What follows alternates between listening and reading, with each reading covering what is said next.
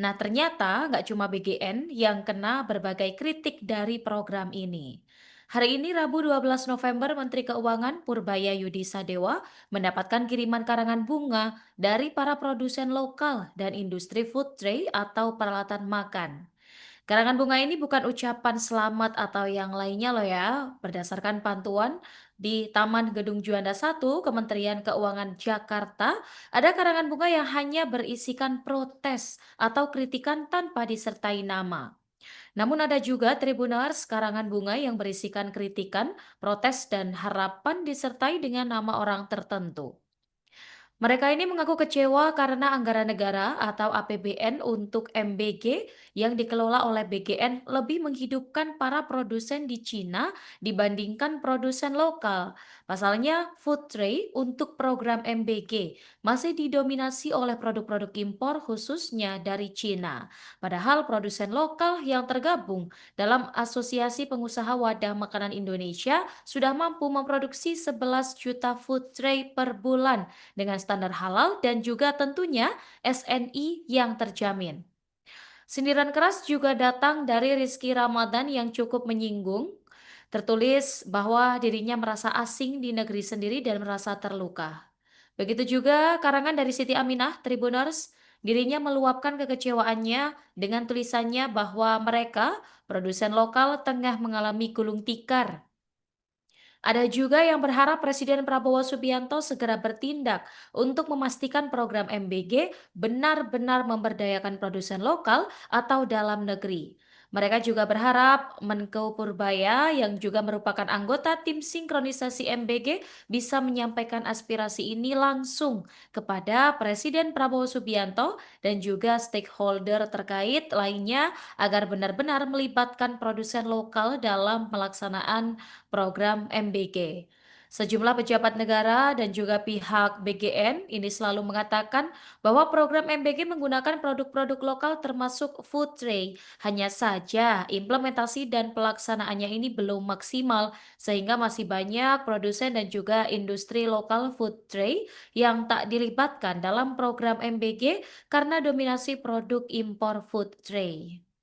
Nah guys, mungkin berita tadi belum ada ya yang terkait respons resmi dari pihak Menteri Keuangan, tapi kita bakal menyimak info satu ini dari Kepala BGN, Dadan Hindayani.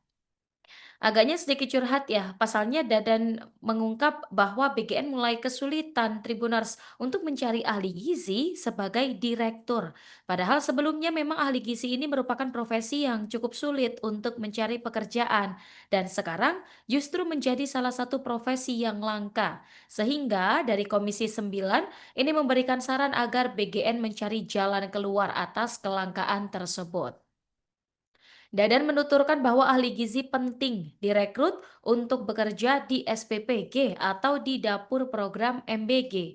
Sebab ahli gizi ini tentunya perannya sangat penting dalam memanfaatkan potensi sumber daya lokal yang nantinya akan diolah menjadi menu MBG.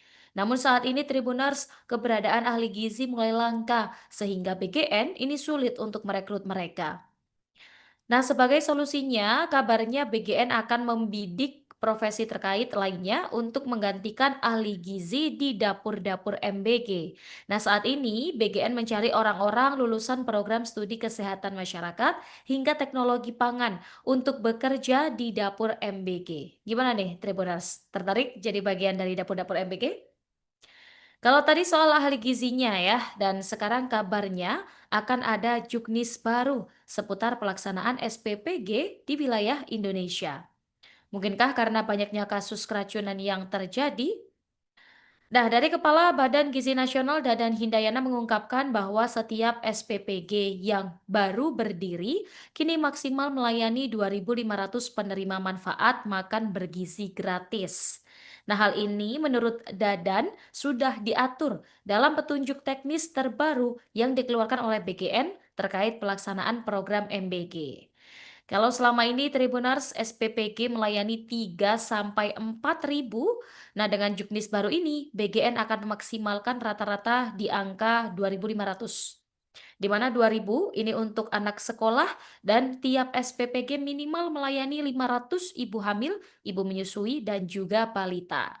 Nah, tapi nih Tribuners, Dadan menyebut SPPG baru ini bisa melayani hingga 3.000 penerima manfaat jika telah memiliki juru masak yang terampil. Lebih lanjut, ada beberapa aturan yang harus dipatuhi oleh SPPG dalam Juknis ini guna memperbaiki tata kelola pelaksanaan MBG. Di antaranya adalah kewajiban menggunakan rapid test untuk mencegah terjadinya keracunan makanan, kemudian menggunakan food tray dan juga air bersih bersertifikat.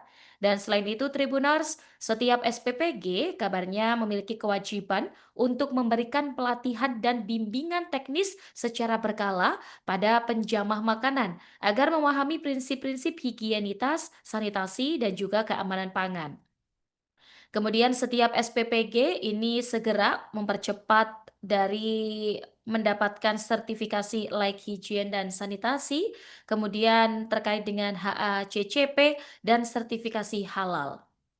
Nah, semoga dengan juknis baru ini Tribuners, program MBG kita harapkan bisa lebih optimal ya, dan tentunya berbagai kasus keracunan bisa ditekan jumlahnya. Mungkin hanya 50 triliun bisa digunakan. Itu 3 bulan yang lalu.